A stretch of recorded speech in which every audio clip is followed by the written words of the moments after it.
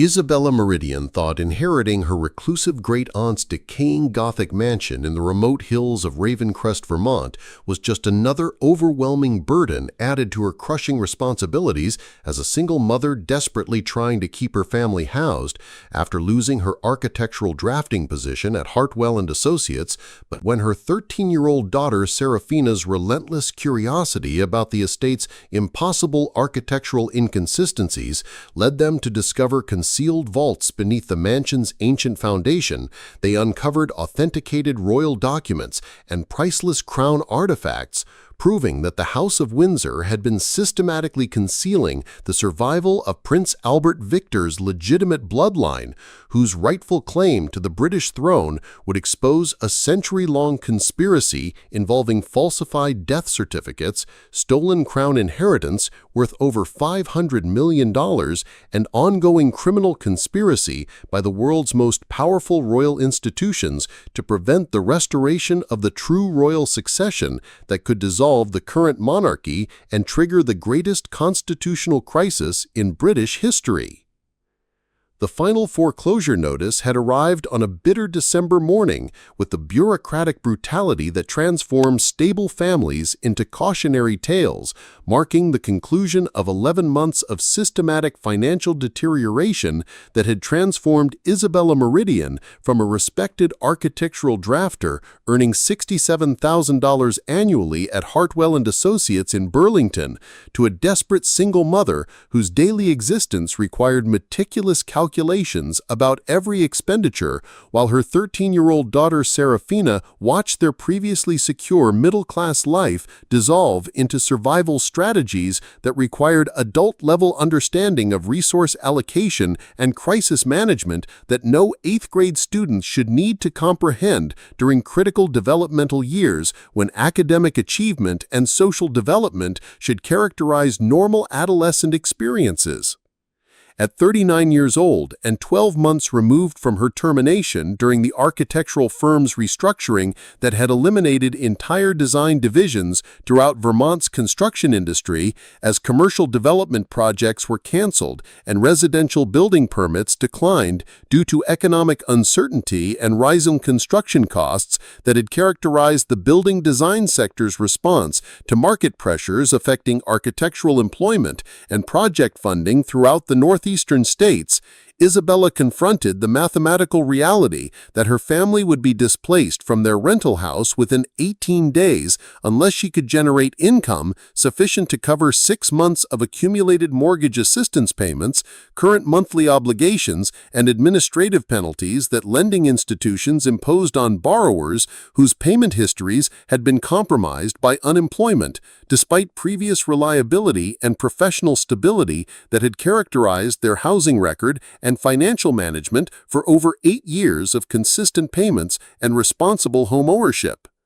The 3-bedroom colonial house in South Burlington had served as their family sanctuary for 9 years, a well-maintained property in a stable neighborhood where Isabella had established exemplary homeowner status while advancing through architectural drafting positions that had provided steady income growth and professional recognition within Vermont's design and construction industry before economic consolidation and reduced building activity had systematically eliminated positions requiring her specialized expertise in residential design, commercial drafting, and construction documentation that had characterized her career development and professional advancement within the competitive architectural services sector. The transition to Hartwell Associates had occurred in 2019 when the firm recruited Isabella to lead their residential design documentation division, a position that required directing complex architectural projects and managing teams of junior drafters and design technicians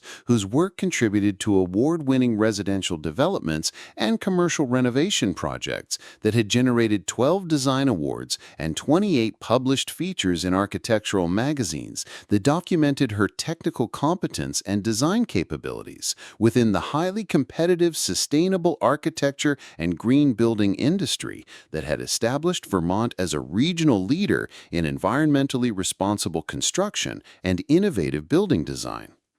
Her specialized expertise encompassed advanced architectural drafting, sustainable building design, energy efficiency modeling, and construction documentation processes that had been developed through continuous professional education and design collaboration that included partnerships with major universities, environmental research institutions, and sustainable building organizations whose cutting-edge projects required mastery of sophisticated design software and regulatory frameworks that characterized legitimate architectural practice serving environmental objectives while maintaining commercial viability and design excellence that attracted clients seeking innovative and responsible building solutions. The design projects under Isabella's direction had focused specifically on developing innovative residential designs that could minimize environmental impact while maximizing energy efficiency and occupant comfort through advanced building envelope design, renewable energy integration, and sustainable materials selection that represented significant advancement over conventional construction approaches and building methods that had limited effectiveness due to energy waste and environmental compatibility challenges that characterized traditional architectural practice and standard construction industry approaches to residential and commercial building design. Her team's most significant achievement had been the development of net-zero energy residential designs that could eliminate dependence on external energy sources while maintaining luxury amenities and architectural distinction, a breakthrough that had potential applications for addressing climate change through building sector emissions reduction and energy independence that had previously been difficult to achieve through conventional architectural approaches due to the building industry's traditional emphasis on initial construction costs rather than long-term environmental performance and operational efficiency that characterize sustainable building design and green architecture principles. The net-zero energy design system had undergone 2 years of prototype development and performance testing that demonstrated unprecedented energy efficiency and occupant satisfaction, generating substantial interest from major residential developers and government sustainability agencies, whose licensing negotiations and partnership discussions had been in progress when economic downturn and construction industry consolidation had eliminated Isabella's position and terminated the research program, despite its promising results and commercial potential for transforming residential construction practices and environmental performance throughout the building industry.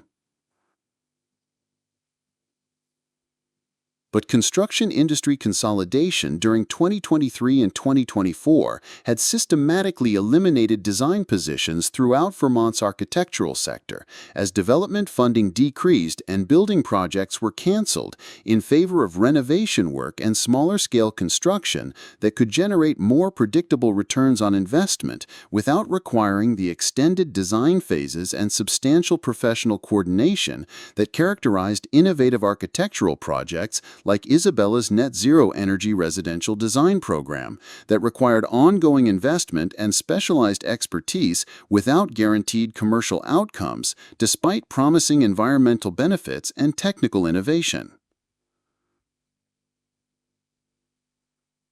The termination of her position had been announced during a firm-wide restructuring that eliminated 31 design positions and consolidated remaining operations under reduced budgets that prioritized existing project completion over exploratory design programs that required ongoing investment without immediate revenue generation. Despite the environmental benefits and market potential that characterized projects like Isabella's sustainable residential design research that could have generated substantial professional recognition and commercial success if development had continued through completion and market introduction phases.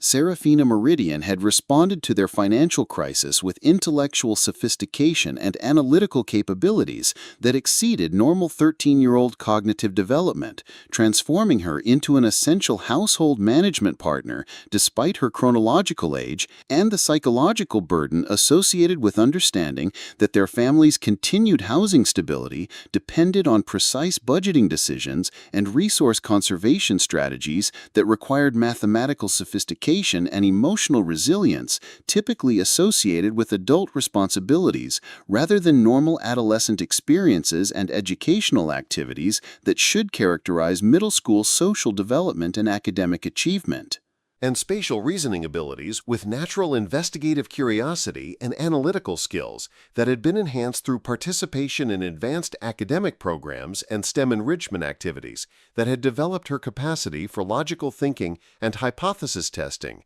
that made her particularly effective at identifying household inefficiencies and developing innovative solutions that conventional adult thinking might overlook due to established assumptions about standard procedures and traditional approaches to problem solving and resource management during extended financial emergencies. Seraphina's academic performance had consistently placed her in the top percentiles of standardized testing and accelerated learning programs that provided enrichment opportunities beyond standard middle school curriculum, including participation in regional science Olympiad competitions, advanced mathematics preparation programs, and engineering design challenges that had developed her understanding of scientific principles, logical reasoning, and systematic investigation methods that characterized rigorous academic inquiry and technical problem-solving approaches that enabled advanced analytical thinking and innovative solution development.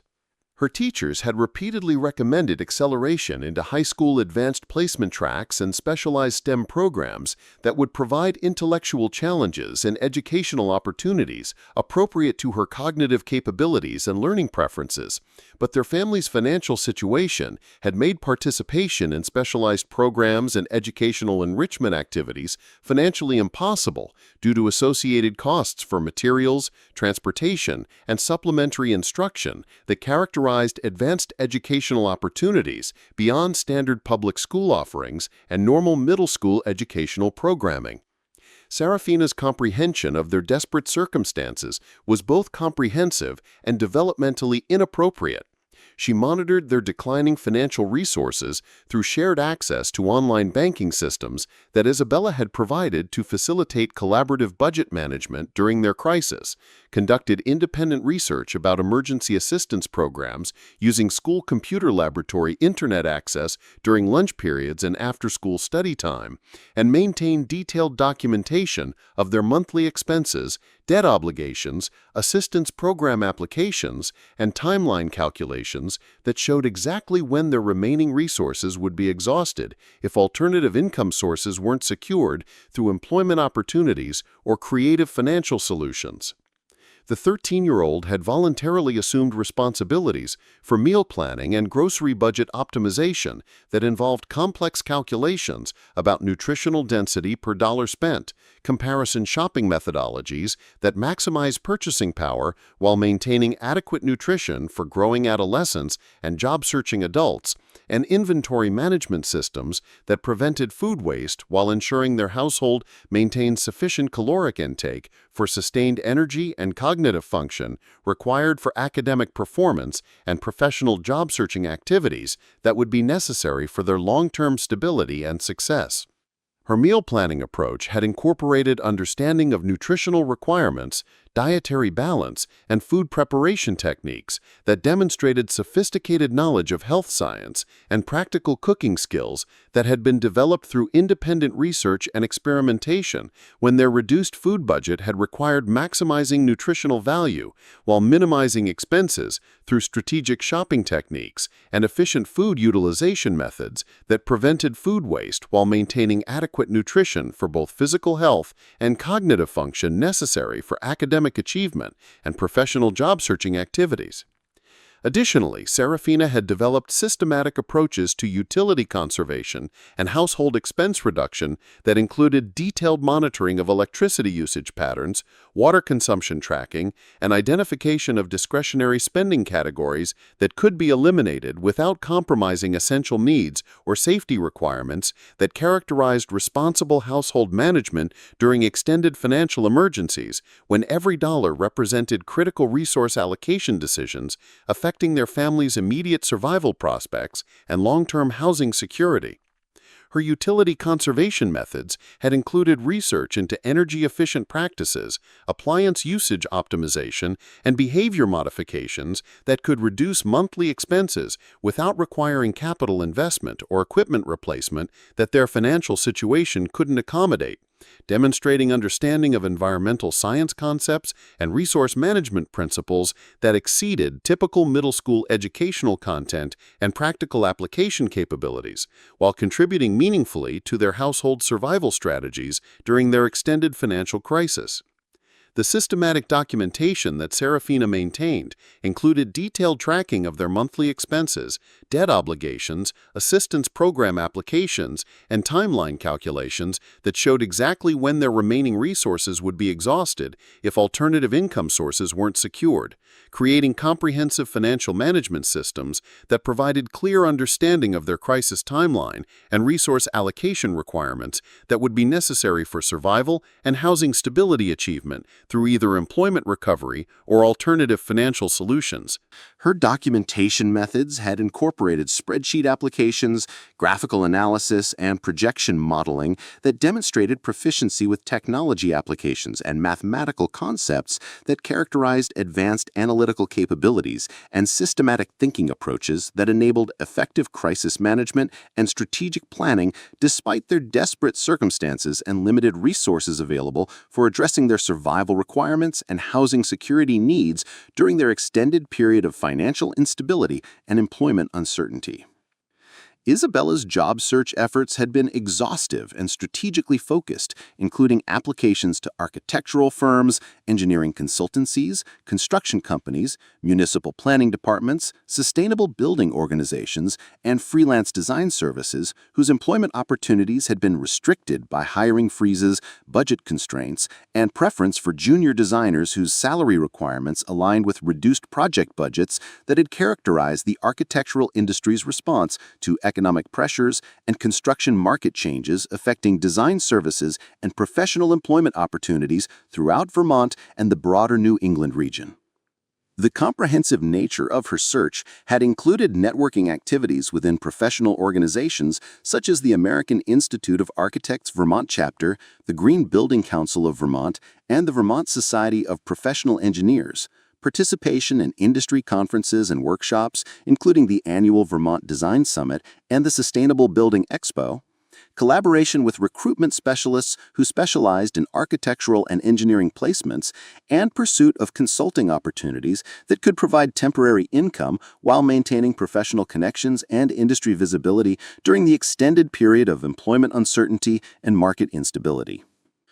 The networking efforts had generated multiple informational interviews and professional consultations that had provided insight into industry conditions and employment trends, but it consistently revealed that available positions either required relocation to other metropolitan areas where their family's financial situation made housing deposits and moving expenses impossible, or offered compensation levels that were insufficient to support their household expenses and debt obligations while providing the income stability necessary for maintaining housing security and meeting basic survival requirements during their ongoing financial crisis.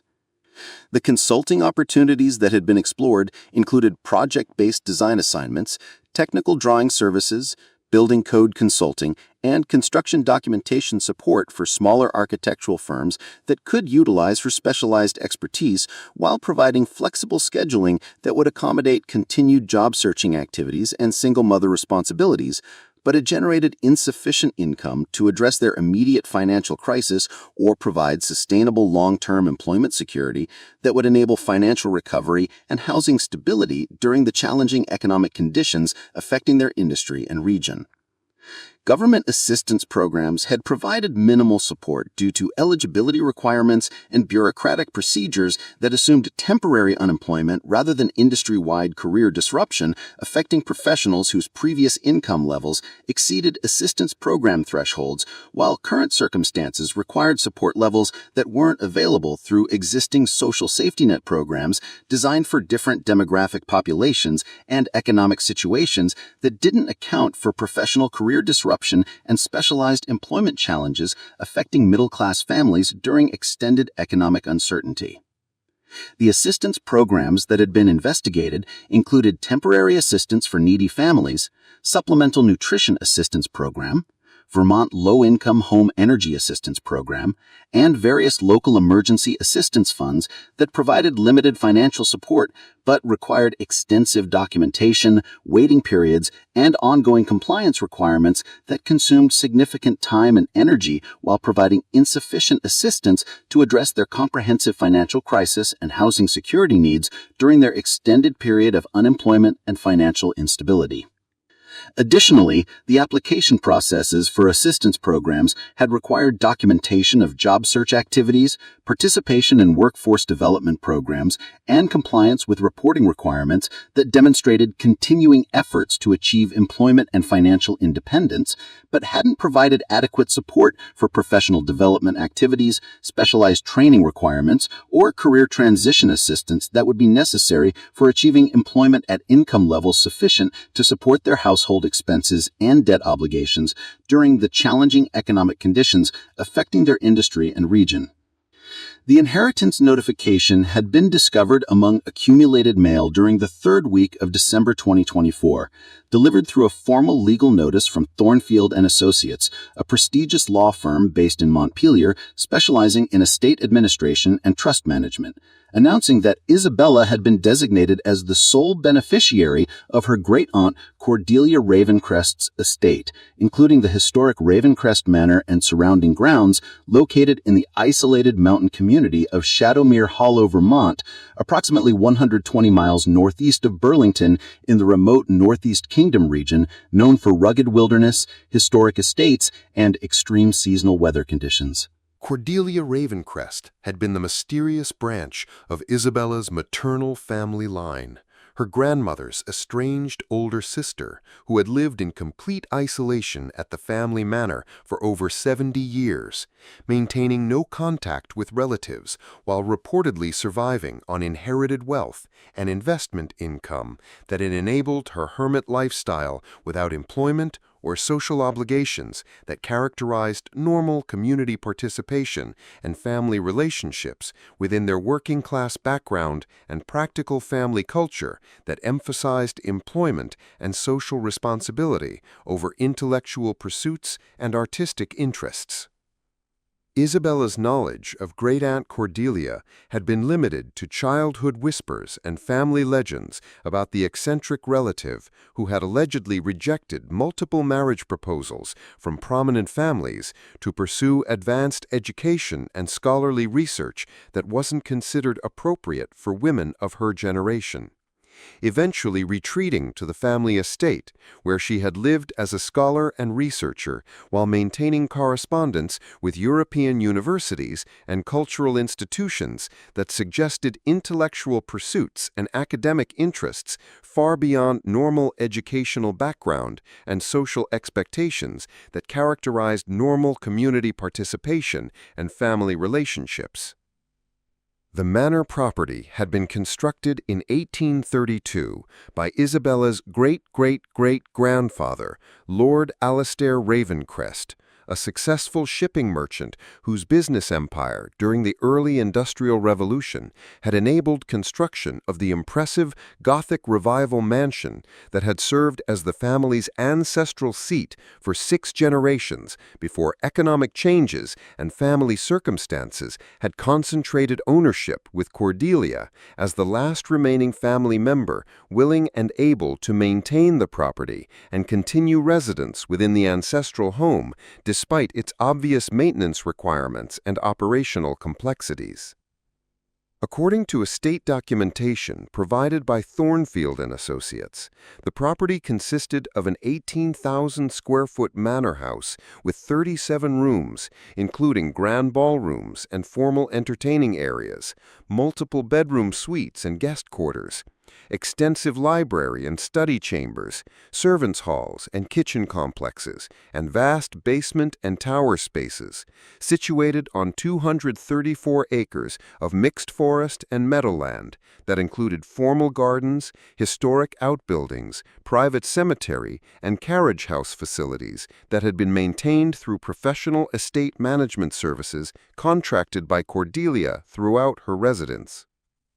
The attorney's preliminary assessment had indicated that while the property represented extraordinary real estate value due to its historic significance, architectural distinction, and desirable location within Vermont's scenic Northeast Kingdom region,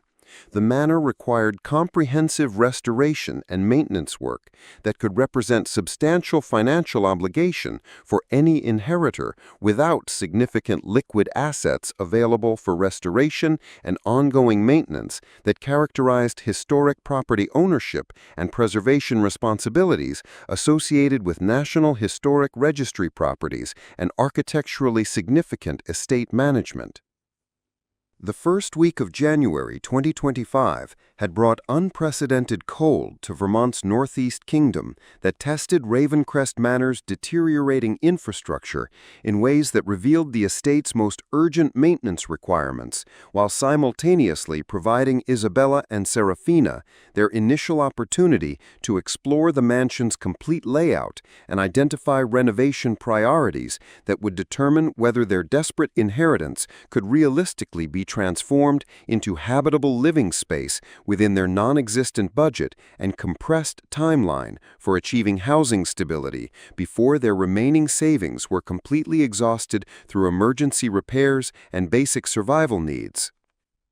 Isabella's systematic building assessment had been conducted using borrowed tools and equipment that she had acquired through coordination with former colleagues and professional contacts who understood her desperate situation and were willing to provide temporary assistance with basic maintenance supplies, measuring instruments, and safety equipment that enabled comprehensive evaluation of the manor's structural condition, infrastructure status, and renovation requirements that would determine the feasibility of their residence and potential conversion of portions of the estate into income-generating rental property or historic preservation consulting services.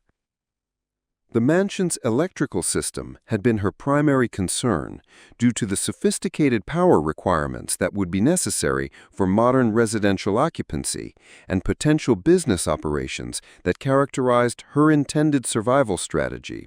requiring updated electrical service, dedicated household circuits, and emergency backup power capabilities that would ensure operational continuity and safety during Vermont's severe winter weather conditions that could compromise heating systems and essential services during extended power outages and extreme weather events. Her electrical assessment had revealed that the original 1832 installation had been systematically upgraded through multiple renovation periods, using materials and techniques that exceeded typical residential building capabilities, with distribution systems and infrastructure elements that suggested the estate had been designed to support sophisticated equipment and operational requirements that were significantly more demanding than normal residential functions and family living activities that would have characterized typical 19th century manor house operations and domestic service requirements. The electrical infrastructure included heavy-duty distribution panels, specialized grounding systems, and equipment mounting capabilities that indicated previous installation of advanced machinery and technical systems that required electrical specifications exceeding normal residential building standards, while incorporating security features and monitoring capabilities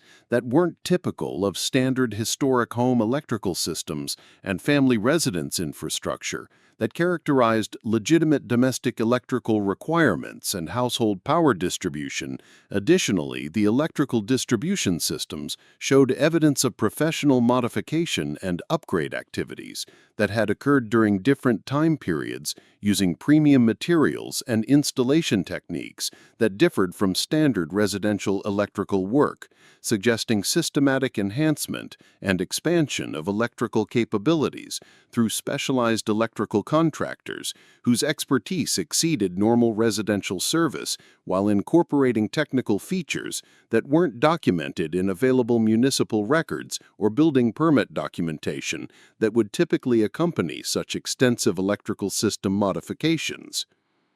Seraphina's participation in the electrical assessment had been characterized by systematic documentation and analytical observation that reflected her scientific methodology and mechanical curiosity, creating detailed inventories of electrical components, circuit configurations, and infrastructure elements that enabled comprehensive understanding of the mansion's electrical capabilities and renovation requirements, while identifying anomalies and inconsistencies that suggested historical uses beyond normal residential occupancy and family living activities. Her documentation methods had included photographing electrical panels and distribution systems, measuring circuit capacities and load requirements, and researching electrical code compliance and safety standards that would be necessary for legitimate residential occupancy and potential business operations that characterized their survival planning and income generation strategies,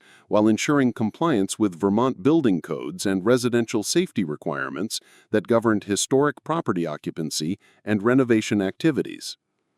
The 13-year-old's electrical knowledge had been developed through independent research and STEM educational activities that included electronics projects, science fair participation, and advanced mathematics programs that had provided understanding of electrical principles, circuit analysis, and safety procedures that enabled meaningful contribution to their building assessment, while ensuring her participation in electrical evaluation activities maintained appropriate safety protocols and adult supervision that characterized responsible investigation and systematic building analysis. Her systematic approach to electrical documentation had revealed wiring configurations and circuit routing that didn't correspond to normal residential layouts or logical electrical distribution patterns that characterized typical historic home construction, with electrical pathways and equipment locations that suggested specialized requirements and operational considerations that weren't typical of standard residential electrical systems and family living infrastructure that would be appropriate for 19th-century manor house design and domestic service operations. The mansion's plumbing systems had presented similar challenges and anomalies during Isabella's assessment activities, with water distribution networks and drainage systems that exceeded normal residential building requirements, while incorporating features that suggested specialized applications and operational requirements that weren't consistent with typical manor house functionality and family living activities that would have characterized the estate's documented historical use and residential occupation patterns throughout its multi-generational family ownership. The plumbing infrastructure included heavy-duty water supply lines, sophisticated drainage systems, and equipment connections that indicated previous installation of specialized machinery and processing equipment that required substantial water consumption and waste management capabilities that exceeded normal residential building requirements, while incorporating filtration systems and water quality controls that weren't typical of standard residential plumbing and family living water distribution systems. Additionally, the plumbing systems showed evidence of professional modification and expansion activities that had been completed using premium installation techniques and specialized materials that indicated significant investment in infrastructure enhancement and operational capability expansion through expert plumbing contractors whose capabilities exceeded normal residential service, while incorporating features that required regulatory compliance and environmental protection measures that suggested commercial or institutional applications rather than family residence and domestic use. Seraphina's investigation of plumbing systems had been conducted with appropriate safety precautions and adult supervision, while utilizing her analytical capabilities and systematic documentation methods to identify infrastructure elements and operational features that contributed to understanding of the mansion's complete configuration and historical uses that weren't reflected in available estate records or property documentation that characterized their inheritance and ownership transfer processes through the legal administration of Great-Aunt Cordelia's estate. Her plumbing assessment had included evaluation of water pressure and flow rates, investigation of drainage capacity and waste management systems, and research into plumbing code requirements and regulatory compliance that would be necessary for legitimate residential occupancy and potential business operations that required reliable water supply and waste management capabilities that characterized their survival planning and income generation strategies during their extended financial crisis access and housing stability requirements. The systematic investigation of plumbing infrastructure had revealed water distribution patterns and drainage configurations that didn't correspond to normal residential building layouts or logical plumbing system design that characterized typical manor house construction practices, with pipe routing and equipment locations that suggested specialized operational requirements and technical considerations that weren't typical of standard residential plumbing systems and family living infrastructure development that would be appropriate for historic estate design and domestic service operations. During the second week of January, Seraphina's systematic exploration of the mansion's extensive basement areas had begun as practical necessity for evaluating foundational stability and infrastructure access that would be required for renovation planning and cost estimation, but had evolved into comprehensive investigation of architectural features and construction elements that revealed significant inconsistencies between the estate's actual configuration and official property records that documented its construction history and historical use patterns throughout the Ravencrest family's multi-generational ownership. The basement level had been accessed through an ornate stone stairway from the main floor grand hall, leading to what estate records described as simple storage areas and mechanical equipment spaces that supported building operations and maintenance activities. But Seraphina's systematic exploration had revealed space utilization and construction features that exceeded normal basement functionality, while incorporating architectural elements that suggested specialized operational requirements and sophisticated design considerations that weren't typical of standard residential basement construction and family living infrastructure development that would be appropriate for historic estate design and domestic service operations. Seraphina's systematic documentation of basement features had included detailed measurements and comprehensive photographs of structural elements, ventilation systems, and infrastructure components that enabled complete understanding of the space's configuration and capabilities, while identifying construction details and equipment installations that suggested historical uses beyond normal residential basement functions, and estate record documentation that characterized their property inheritance and ownership transfer through legal estate administration processes. Her investigation methodology had combined scientific observation techniques with practical curiosity about architectural systems and construction details, enabling identification of structural anomalies and infrastructure elements that indicated deliberate design features and specialized construction work that exceeded normal residential basement development, while incorporating technical considerations and operational capabilities that weren't documented in available estate records or property documentation that would typically accompany such sophisticated basement construction and infrastructure development. During her systematic basement exploration, Seraphina had discovered architectural sections that showed different construction materials and techniques compared to surrounding structural elements, with stonework and installation methods that indicated modification and enhancement activities that had been completed during different time periods using specialized construction approaches that weren't consistent with original estate development and normal residential construction practices that would have characterized 19th century manor house basement construction and family estate infrastructure development. The architectural construction anomalies had included sections that utilized different stone quarrying sources, mortar formulations, and finishing techniques that suggested professional construction work performed by specialists with experience in institutional construction and specialized facility development, rather than normal residential building contractors and standard construction methods that characterized typical manor house basement construction and family estate infrastructure development activities throughout the Ravencrest family's documented ownership periods. Her systematic investigation had also revealed ceiling construction that included access panels and equipment mounting systems that weren't typical of normal basement areas or mechanical equipment spaces, with infrastructure elements that suggested previous installation of sophisticated equipment and operational systems that required specialized mounting capabilities and environmental controls that characterized advanced technical operations rather than simple storage and residential building maintenance functions that would be appropriate for family estate basement utilization and domestic service support. The ceiling construction had incorporated structural reinforcement and load distribution systems that indicated previous installation of heavy equipment and operational machinery that required substantial structural support and vibration isolation beyond normal mechanical equipment and building systems that characterized typical residential construction and infrastructure development that would have been appropriate for manor house operations and family living support throughout the estate's multi-generational family ownership and residential occupation history.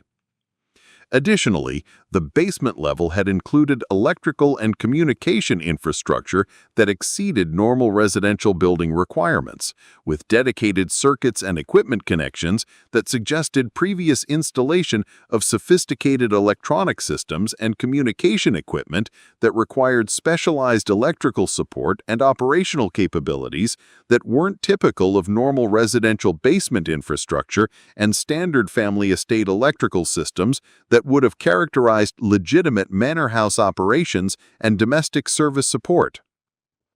Seraphina's investigation of electrical infrastructure had revealed distribution systems and circuit configurations that included monitoring features and communication capabilities that weren't typical of normal basement electrical systems, with specialized equipment connections and data transmission infrastructure that suggested previous operational uses requiring electronic surveillance and communication systems that characterized institutional security operations rather than simple residential building maintenance and family estate electrical support functions.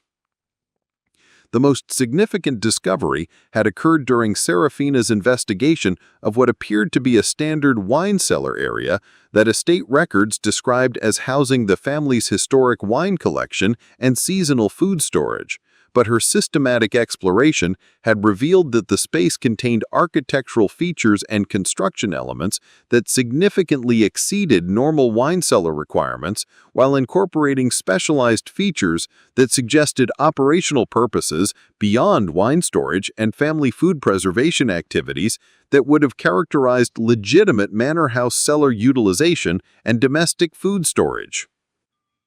The wine cellar area had included climate control systems with temperature and humidity regulation capabilities that exceeded normal wine storage requirements, incorporating specialized atmospheric controls and environmental monitoring equipment that suggested previous operational uses requiring precise environmental control and contamination prevention that characterized laboratory operations and sensitive technical activities rather than simple wine storage and food preservation systems that would be appropriate for family estate cellar operations and domestic food storage.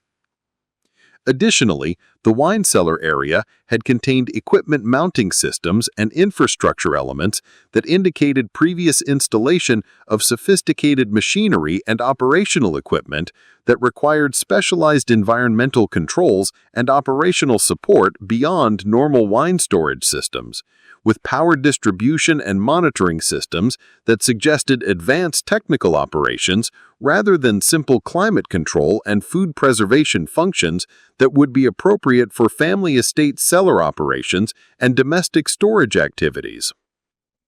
Seraphina's systematic investigation of the wine cellar area had revealed access panels and service connections that weren't documented in available estate plans or property records, suggesting concealed infrastructure and operational capabilities that had been systematically hidden from official documentation and property oversight that would normally be required for manor house operations and family estate management activities throughout the documented ownership periods and residential occupation history. Her investigation had also revealed that certain wall sections within the wine cellar area responded differently to acoustic testing and showed construction characteristics that suggested concealed spaces and hidden access points that weren't visible during casual inspection, but that systematic investigation could identify through careful analysis of construction details and architectural elements that indicated deliberate concealment and specialized construction work that exceeded normal wine cellar development and family estate storage construction. The discovery of concealed access points had prompted more extensive investigation using borrowed acoustic testing equipment and structural analysis tools that enabled systematic testing of wall construction and architectural elements throughout the wine cellar area, revealing that several wall sections contained hidden mechanisms and access systems that required specific activation techniques to operate properly without damaging concealment features that had been engineered to prevent casual discovery by unauthorized individuals. Seraphina's systematic testing had eventually revealed activation sequences that enabled access to concealed chambers behind what appeared to be permanent stone construction, demonstrating that the wine cellar area contained hidden spaces and specialized infrastructure that had been systematically concealed from normal estate inspection and property oversight through sophisticated construction techniques and concealment methods that exceeded normal manor house development and family estate construction practices. The concealed chambers had contained architectural features and construction elements that clearly indicated previous operational uses requiring specialized technical capabilities and security measures that weren't consistent with normal manor house functions or family estate operations that would have characterized the property's documented historical use and estate record documentation that had been available during their inheritance and ownership transfer processes through legal estate administration. The infrastructure within concealed chambers had included electrical systems, ventilation equipment, and environmental controls that indicated sophisticated operational capabilities and technical requirements that exceeded anything justified by normal manor house functions, while incorporating security features and monitoring systems that suggested highly specialized and potentially sensitive operational activities that required absolute concealment from official oversight and public knowledge throughout the estate's family ownership periods.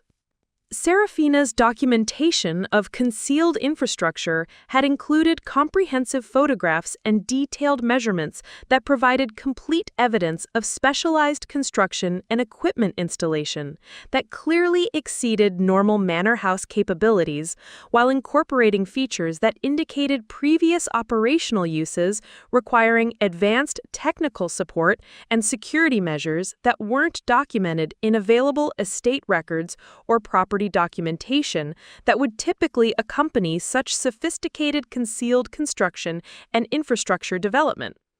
Her systematic approach to documenting concealed discoveries had combined scientific methodology with practical investigation techniques that enabled comprehensive understanding of the estate's actual configuration and capabilities, while maintaining detailed records that could support further investigation and analysis of the mansion's complete history and previous operational uses that weren't reflected in official estate documentation and family records that had characterized the Ravencrest family's documented ownership and residential occupation throughout multiple generations.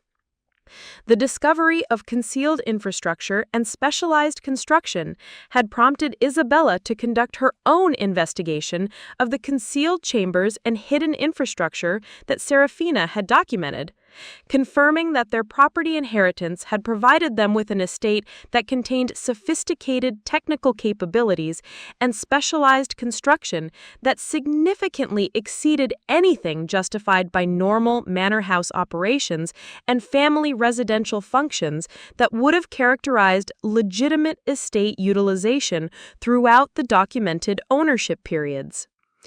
Isabella's professional assessment of the concealed infrastructure had revealed construction techniques and operational capabilities that indicated previous uses requiring advanced architectural expertise and specialized construction procedures that were consistent with institutional development and technical facility construction rather than residential estate development, suggesting that the manor had been systematically modified and enhanced for purposes that weren't documented in available estate records or property documentation that had characterized their inheritance process.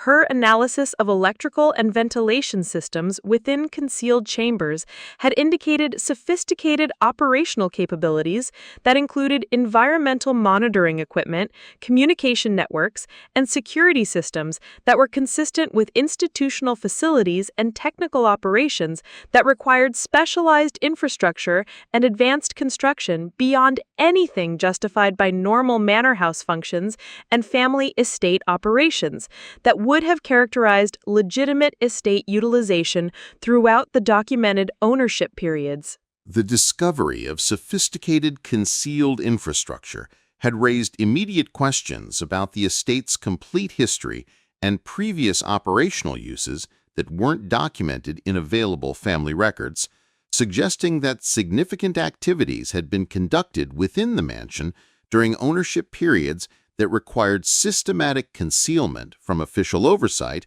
and public knowledge through specialized construction and infrastructure development that exceeded normal manor house capabilities and family estate functions. Isabella's recognition that their property inheritance had provided them with an estate containing unexplained infrastructure and specialized construction had created both opportunities and concerns about their situation, as the concealed capabilities could potentially support income-generating activities and business development, while simultaneously raising questions about previous activities and potential legal complications that could affect their ability to operate legitimate business activities within the estate and achieve the financial stability they desperately needed for survival and housing security. The third week of January had brought the breakthrough that would transform Isabella and Seraphina's desperate inheritance from a questionable survival strategy into something that challenged every assumption about Ravencrest Manor's documented history and legitimate residential purposes, when Seraphina's persistent investigation of the concealed access mechanisms revealed entry points to underground vaults that estate records categorically denied existed beneath the mansion, containing preserved royal documentation and priceless artifacts that proved the estate had served as a secret sanctuary for descendants of Prince Albert Victor, whose survival would expose the greatest deception in British royal history and trigger a constitutional crisis that could dissolve the current monarchy. Seraphina's successful activation of the concealed access systems had required 4 days of systematic experimentation with different manipulation techniques and sequential operations that combined her analytical problem-solving approach with relentless mechanical curiosity that enabled her to identify the precise pressure combinations and timing sequences necessary to operate hidden mechanisms without triggering security features that had been designed to prevent unauthorized access, while enabling legitimate users to enter concealed areas through procedures that required specific knowledge and technical understanding of the activation protocols. The activation sequence had involved simultaneous manipulation of carved stone elements concealed within decorative wall features, mechanical pressure points hidden beneath removable floor stones, and rotational mechanisms integrated into what appeared to be standard architectural details, demonstrating engineering sophistication and security design that exceeded anything justified by normal manor house protection, while incorporating features that required coordinated operation by individuals with detailed knowledge of access procedures and security protocols that characterize institutional security rather than family estate protection. When the concealed access systems finally responded to Seraphina's persistent investigation and systematic testing, The result had been revelation of a stone stairway descending approximately 25 feet below the basement level into chambers that had been excavated from Vermont granite bedrock using professional mining techniques and construction methods that indicated substantial resource investment and specialized expertise that wouldn't have been available for normal manor house development during the estate's documented construction period or subsequent family ownership. The underground chambers had been accessed through a reinforced steel vault door system that incorporated multiple locking mechanisms and security features, including mechanical combination locks, electronic monitoring systems, and atmospheric sealing capabilities that indicated the concealed areas had been designed to preserve sensitive materials and valuable artifacts while providing absolute security from unauthorized access and potential security breaches that could compromise operational security and materials protection that characterize institutional vault construction rather than family estate storage facilities. Isabella's initial assessment of the underground facility had revealed construction quality and preservation engineering that exceeded anything she had encountered during her architectural career, with environmental controls, structural reinforcement, and infrastructure capabilities that indicated the concealed chambers had been designed to maintain museum-quality preservation conditions and operational security that characterize institutional repositories and government archives rather than manor house auxiliary space or family estate storage facilities. The underground construction had incorporated professional geological engineering and excavation techniques that enabled creation of permanent facilities within Vermont's challenging granite formations and groundwater conditions, demonstrating resource investment and technical expertise that would have required coordination with specialized contractors and engineering firms whose capabilities exceeded normal residential construction industry resources and standard estate development practices that would have been available during the manor's construction and family ownership periods. The primary underground chamber measured approximately 60 feet in length and 40 feet in width, with vaulted ceiling heights that provided comfortable circulation space while maintaining structural integrity through reinforced stone construction and steel support systems that enabled long-term occupancy and material storage within environmental conditions that had been precisely controlled through sophisticated climate management and atmospheric preservation systems that maintained archival quality air purity and contamination prevention protocols that maintained archival quality air purity and contamination prevention protocols maintained archival quality air purity and contamination prevention protocols that maintained archival quality air purity and contamination prevention protocols that maintained archival quality air purity and contamination prevention protocols that maintained archival quality air purity and contamination prevention protocols that maintained archival quality air purity and contamination prevention protocols. The chamber's environmental controls had included atmospheric filtration systems with multiple redundancy levels, humidity regulation equipment that maintained precise moisture specifications, and contamination prevention measures that indicated previous operational uses involving historical documents and priceless artifacts that required absolute environmental control and preservation protocols that characterized museum-quality repositories and institutional archives rather than normal estate storage or family collection preservation. Additionally, the primary chamber had contained specialized storage systems and display infrastructure that indicated previous installation of archival equipment and preservation technology that required museum-quality environmental isolation and security protection that characterized professional historical repositories and cultural institution archives that maintained collections of extraordinary value and historical significance rather than normal family estate storage and personal collection management.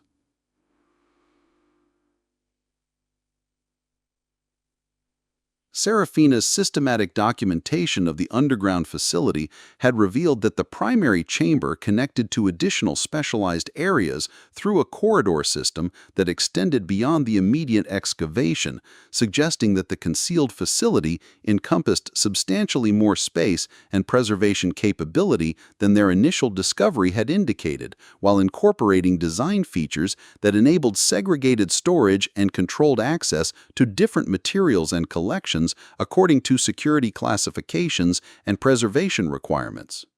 The corridor system had been constructed using the same professional excavation and engineering techniques that characterized the primary chamber, with structural reinforcement and environmental controls that enabled safe passage and materials transport throughout the underground facility while maintaining security features and access controls that could isolate different areas and restrict access according to security requirements and preservation protocols that govern different collections and material storage procedures.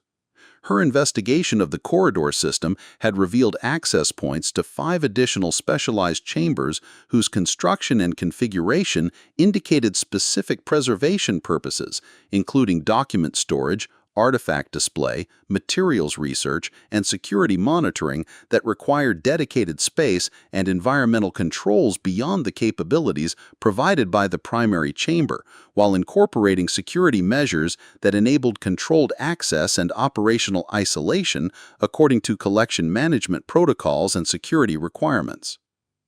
The first specialized chamber had been configured as a document preservation facility with climate controls and storage systems that indicated previous use for historical manuscripts and legal documents that required archival quality storage conditions and security protocols, including temperature regulation capabilities, atmospheric controls, and access monitoring systems that characterized professional archival operations and institutional document preservation rather than normal estate record storage and family document management.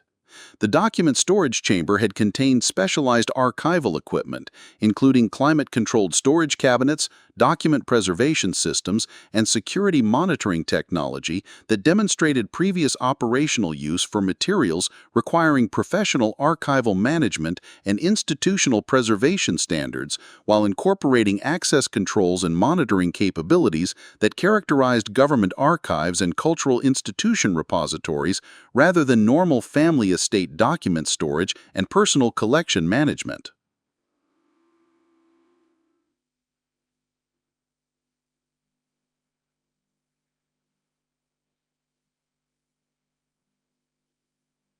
Most significantly, the systematic exploration of specialized chambers had revealed that the underground facility contained comprehensive collections of authenticated historical documents and priceless artifacts that proved Ravencrest Manor had served as a secret sanctuary and preservation center for descendants of Prince Albert Victor, Duke of Clarence and Avondale, whose alleged death in 1892 had been systematically falsified by the British royal family to prevent his succession to the throne due to scandal and constitutional concerns that threatened the monarchy's stability and public legitimacy. The Prince Albert Victor documentation had included authenticated birth certificates, marriage records, and genealogical proof that demonstrated his survival and secret relocation to North America, where he had established new identity and family lineage under assumed names, while maintaining contact with loyal supporters who had facilitated his escape and ongoing protection from royal authorities who sought to eliminate any evidence of his survival and legitimate claim to succession that could destabilize the current monarchy's constitutional authority and legal succession rights. The genealogical records had proven that Prince Albert Victor had married and established family lineage that had been systematically concealed and protected through multiple generations of descendants who had inherited his legitimate claim to the British throne, while maintaining absolute secrecy about their royal heritage and constitutional rights that could trigger the greatest succession crisis in British royal history if their existence and documentation were publicly revealed and legally authenticated. Seraphina's systematic review of the royal documentation had revealed detailed family trees and lineage authentication that traced Prince Albert Victor's descendants through 5 generations of careful concealment and protection, culminating in documentation that proved great-aunt Cordelia Ravencrest had been the last direct descendant of Prince Albert Victor, whose legitimate claim to the British throne included inherited rights to crown properties, royal estates, and constitutional authority that had been systematically denied and concealed by the current royal establishment. The documentation had also included authenticated correspondence between Prince Albert Victor's descendants and British royal authorities that proved ongoing knowledge of their existence and systematic efforts to maintain concealment through financial arrangements and institutional coordination that had enabled their protection while preventing public exposure of the legitimate royal lineage that could challenge the current monarchy's constitutional authority and legal succession rights. The additional royal documents had contained legal authentication and verification that proved great-aunt Cordelia's inheritance included not only her legitimate claim to the British throne, but also inherited rights to substantial crown properties and royal assets whose current estimated value exceeded $500 million through accumulated real estate holdings, art collections, and financial investments that had been systematically administered and concealed by royal authorities and institutional trustees. The Crown property documentation had included authenticated ownership records for historic royal estates, castles, and palaces that demonstrated legitimate inheritance claims to properties currently controlled by the British royal family, whose possession of these assets had been based on the false assumption that Prince Albert Victor had died without heirs, when in fact his descendants had maintained legitimate ownership rights that had been systematically concealed and denied through institutional conspiracy and legal deception.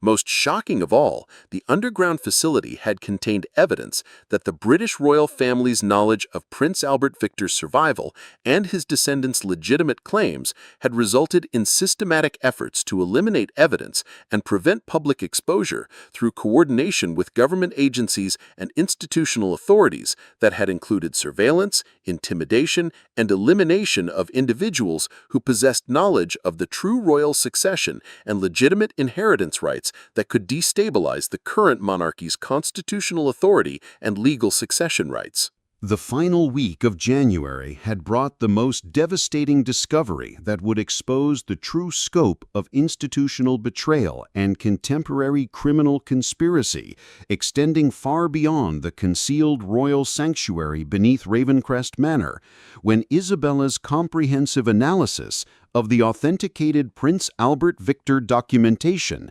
revealed systematic coordination among the British royal family, international banking institutions, American government agencies, and multinational corporations whose collaborative participation in the century-long concealment had created ongoing institutional complicity that continued to influence contemporary politics, financial markets, and international relations through protection of the greatest royal deception in world history, while systematically eliminating anyone who possessed evidence that could restore legitimate succession and expose criminal conspiracy worth over $500 million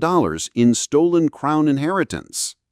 Isabella's methodical examination of the royal archives during sleepless nights had revealed that Prince Albert Victor's alleged death from influenza in 1892 had been an elaborate deception orchestrated by Queen Victoria herself and senior royal advisors who recognized that his scandalous lifestyle, mental instability, and potential connection to the Jack the Ripper murders posed existential threats to the monarchy's survival during a period when Republican movements throughout Europe were systematically dismantling royal institutions and challenging divine right monarchy through democratic revolution and constitutional reform that threatened to eliminate aristocratic privilege and royal authority throughout the civilized world.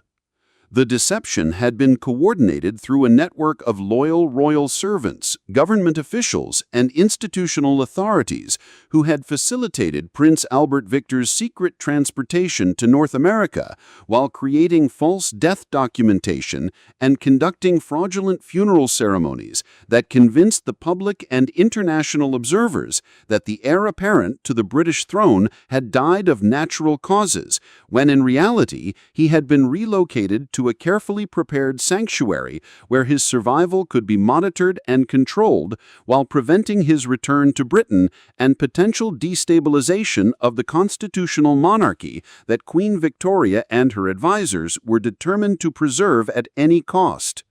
The documentation had proven that Prince Albert Victor's North American exile had been facilitated through coordination with wealthy American industrialists and British colonial administrators who had established financial arrangements and institutional protection that enabled his comfortable survival while maintaining absolute secrecy about his true identity and royal status, creating a precedent for international cooperation in royal protection that would continue through multiple generations of his descendants who inherited both his legitimate claim to succession and the institutional conspiracy that prevented recognition of their constitutional rights. Seraphina's systematic analysis of genealogical records had traced Prince Albert Victor's descendants through 5 generations of strategic marriages and careful identity concealment that had been coordinated by loyal supporters and institutional protectors who understood the extraordinary value of preserving the legitimate royal bloodline while preventing exposure that could trigger constitutional crisis and international incident that would destabilize not only the British monarchy, but also the complex web of financial and political relationships that had developed around the false assumption of Prince Albert Victor's death and the subsequent succession arrangements. The family lineage had been carefully managed through marriages to American industrial families and European nobility who possessed sufficient wealth and social position to maintain the lifestyle and education appropriate for legitimate royal descendants, while providing additional layers of protection and institutional support that enabled continued concealment from British royal authorities and government surveillance that sought to eliminate any evidence of Prince Albert Victor's survival and his family's continuing existence in North America. Most significantly, the genealogical documentation had proven that great-aunt Cordelia Ravencrest had been not merely a descendant of Prince Albert Victor, but the designated heir and protector of comprehensive evidence that established her family's legitimate claim to the British throne, while documenting the systematic criminal conspiracy that had denied their constitutional rights and stolen their inherited wealth through fraudulent legal arrangements and institutional deception that violated international law and constitutional principles governing royal succession and inheritance rights. But Isabella's architectural background and systematic analytical training had taught her that institutional transparency and legal accountability often provided better protection than silence and attempted concealment when evidence of systematic criminal activity could serve public interest while protecting families through legal process and constitutional justice that made covert elimination difficult for institutions whose authority depended on maintaining public legitimacy and democratic appearances that could be compromised through exposure of criminal activities and constitutional violations. Her decision to contact international human rights organizations and constitutional law experts rather than attempting private negotiation or institutional cooperation had been motivated by recognition that their family's safety and the broader public interest required comprehensive exposure of royal conspiracy and criminal institutional coordination that had violated constitutional principles and human rights standards while systematically stealing inheritance rights and eliminating legitimate claimants through methods that constituted crimes against humanity and international law violations. The initial contact with constitutional lawyers had been coordinated through encrypted communication methods and verification procedures that had enabled authentication of documentary evidence while maintaining operational security and family protection through professional legal standards and international law protections that characterized legitimate constitutional litigation and human rights advocacy that served democratic accountability and institutional transparency objectives rather than private financial gain or political manipulation.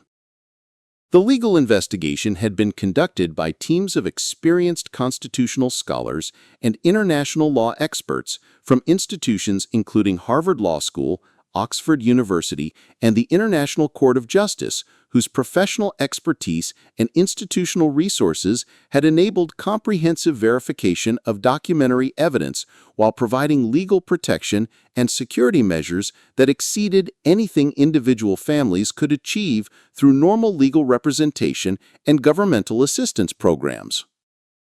The international legal teams had coordinated with constitutional monarchists and parliamentary democracy advocates to ensure appropriate legal authority and procedural compliance, while maintaining independence from royal institutions and government pressure that could compromise legal integrity and constitutional justice requirements that characterized legitimate succession challenges and inheritance restoration proceedings that served constitutional principles rather than institutional protection and criminal immunity.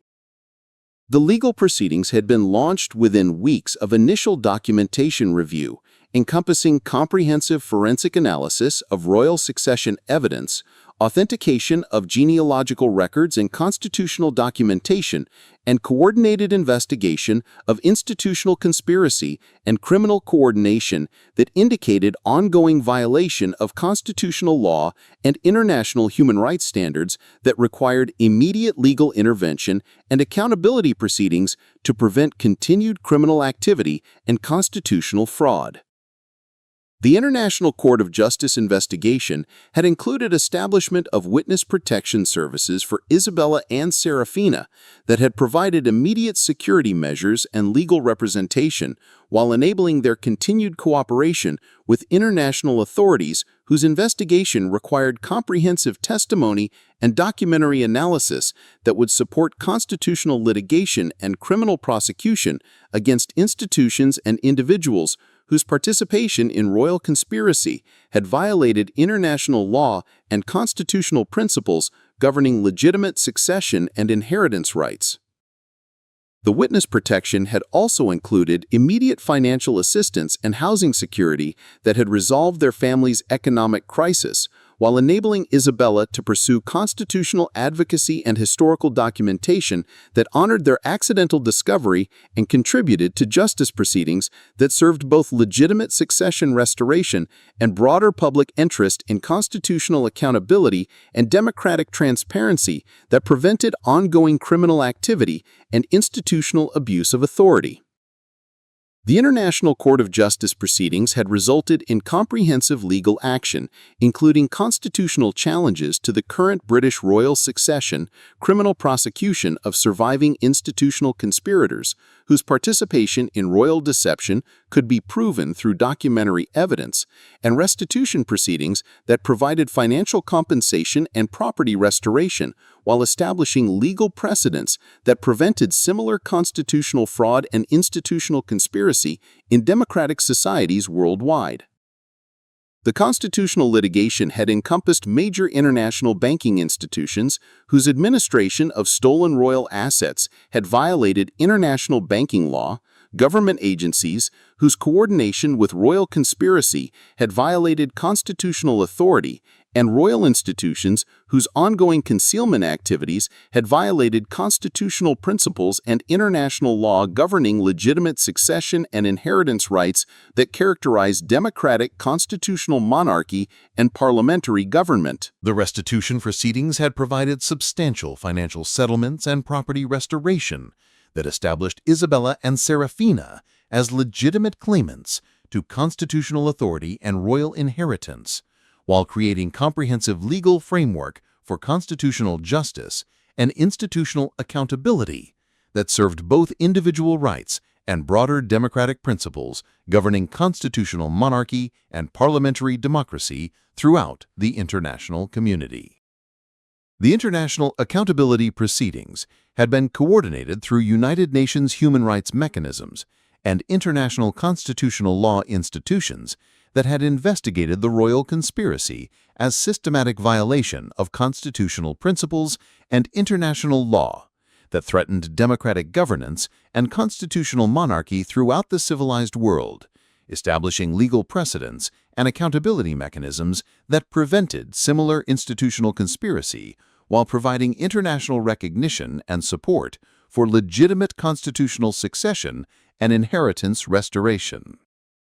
The international investigation had also resulted in comprehensive reform of constitutional succession law and royal inheritance regulations that had been implemented throughout constitutional monarchies to prevent institutional conspiracy and ensure ongoing accountability and transparency that protected constitutional rights while enabling legitimate constitutional monarchy and parliamentary democracy that served public interest rather than institutional protection and criminal immunity that had characterized previous approaches to royal succession and constitutional governance. The comprehensive exposure of the royal conspiracy and institutional criminal coordination has demonstrated that individual courage and systematic investigation can overcome institutional power and governmental secrecy when evidence of constitutional fraud serves broader public interest and democratic accountability, providing hope and practical examples for ongoing efforts to ensure constitutional transparency and institutional integrity that protect individual rights while serving legitimate constitutional monarchy and parliamentary democracy through constitutional processes and democratic oversight, rather than systematic conspiracy and criminal coordination that violates constitutional principles and international law. What do you think about this incredible discovery of royal deception and the courage it took to expose constitutional fraud that threatened democratic governance?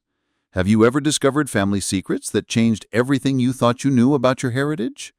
Share your thoughts in the comments below about constitutional justice and the importance of holding powerful institutions accountable. And don't forget to subscribe for more stories of ordinary people who changed the world by standing up for constitutional rights and democratic principles.